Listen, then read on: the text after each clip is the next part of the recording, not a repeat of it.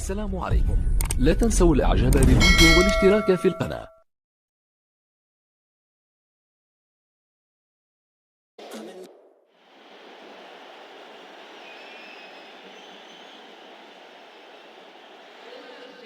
أهلا وسهلا بكم مشاهدينا في كل مكان. اليوم مباراة بالتأكيد ستكون ممتعة لأنها تجمع فريقين يعرفان طريق البطولات وكيف يخوضان هذه النوعية من اللقاءات.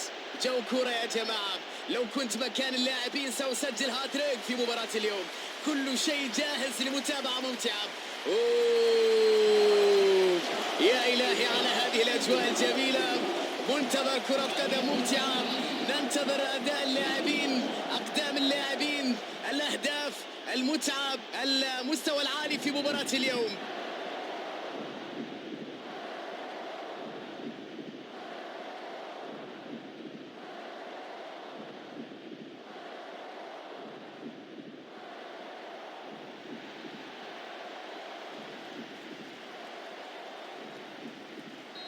الترجيح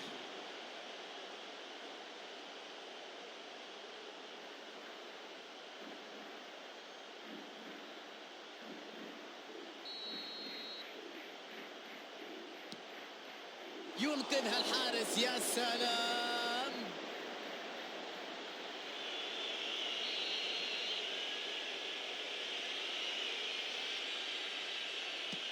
الله، كرة في منتهى الروعة، خدها الحارس بطريقة بارعة، لعب الكرة في الاتجاه الآخر،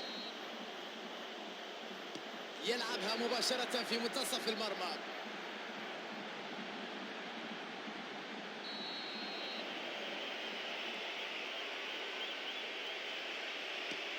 الله على حارس المرمى، تألق كبير، تصدي رائع.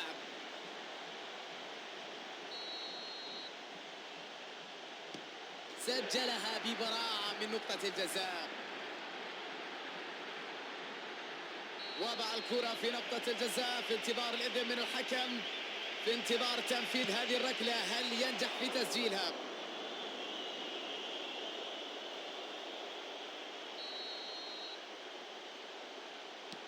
في رأيي أنها لم تكن الطريقة الأفضل، كان فيها شوية مجازفة لعب الكرة في منتصف المرمى، لكن في الأخير تمكن من التسجيل.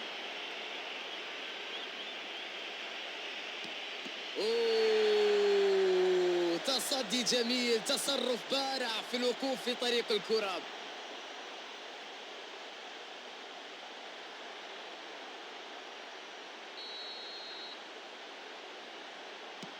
ركلة أخيرا، ها هي صافرة النهاية. عندما نقول كرة قدم تدرس، هذا الأداء الجميل، هذه الجماعية العالية، فريق تحرك ككتلة واحدة، صار مستحق.